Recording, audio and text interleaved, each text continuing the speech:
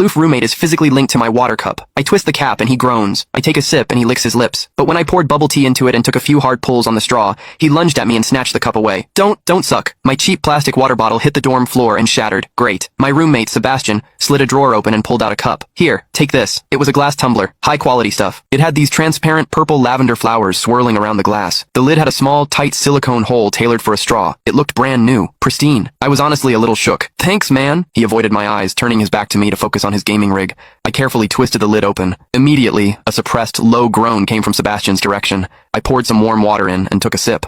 Sebastian sucked in a sharp, jagged breath. His hand on the mechanical keyboard trembled, his fingers slipping off the keys. He licked his lips, looking like he was enduring some kind of torture or intense pleasure. His lips were thin, the Cupid's bow sharp like a knife. Looking at them made me want to bite them. Yeah, okay, I admit it. I'm into Sebastian. I swear to God, before I met him, I was the straightest guy in the state. After high school, my only plan was to get to college and bang a hot, bubbly cheerleader. But the moment I walked into this dorm and saw Sebastian, that plan went out the window. 4 years of college and he's the only one I want to mess around with. But I couldn't tell him. No way. I was terrified that if I spilled my guts, we wouldn't even be friends anymore. Because Sebastian is straight. Like, painfully straight. Only 2 weeks ago, he turned down a senior, a varsity swimmer, total stud, who asked him out. After that, Sebastian came back to the room and sat at his desk with a face like thunder for hours. The guy must be a raging homophobe. Maybe it was because the cup was a gift from my crush, but that warm water tasted sweeter than usual. It had a weirdly good aftertaste. I grabbed a straw from my desk and shoved it deep into the hole on the lid. The second I did, a strangled moan ripped out of Sebastian's throat. He bolted up and sprinted into the bathroom. Weird. We were just gaming. Why the hell did he suddenly need a shower?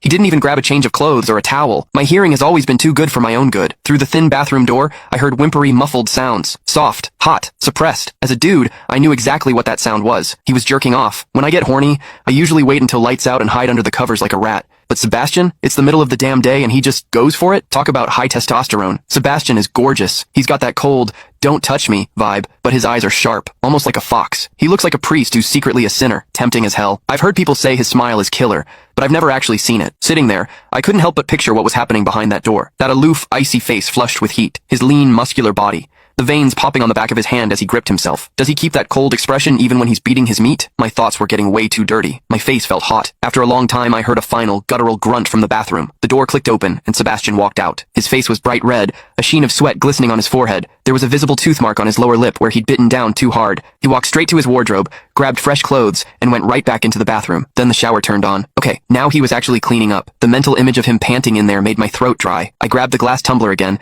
and chugged a few large gulps. The water in the bathroom stopped, then started again. It took him forever to come out. When he finally did, he looked at me with this weird, resentful glare. Strange. Was I imagining things? Sebastian sat back down to game, and I poured myself another refill. I wasn't really thirsty anymore, but I began chewing on the plastic straw out of habit. Click the link in my bio to get the full story for free.